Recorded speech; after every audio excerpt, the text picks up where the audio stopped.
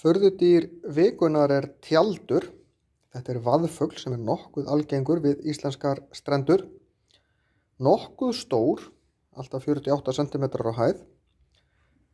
En þetta er farfugl sem fer til Evrópu og Norður Afríku á veturna.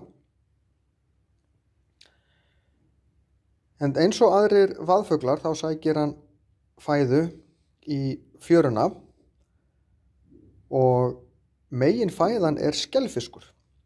En þeir kunna einhvern veginn tróða gognum á milli og sæta svolítið lægis til þess að koma gognum inn á milli skeljana og klippa þannig á vöðvan sem heldur skeljónum saman og þannig opnast hún og þá er hægt að borða það sem er inni. En það er mjög sjaldgæft að fuglar geti þetta.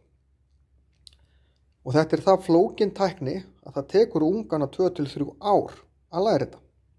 Síðan tína þeir upp alls konar smádýr, koma jafnvel inn á tún, sérstaklega eftir rigningu.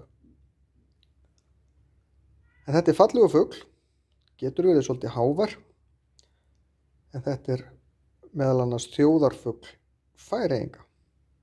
Og hefur hún alveg komið til tals og að hafa hann sem okkar þjóðarfugl, en við eigum okkur ekki þjóðarfugl. En við förum nú varla að apa það upp eftir Færeyingum að nota tjaldin, þó vissulega kæmi hann annars til greina.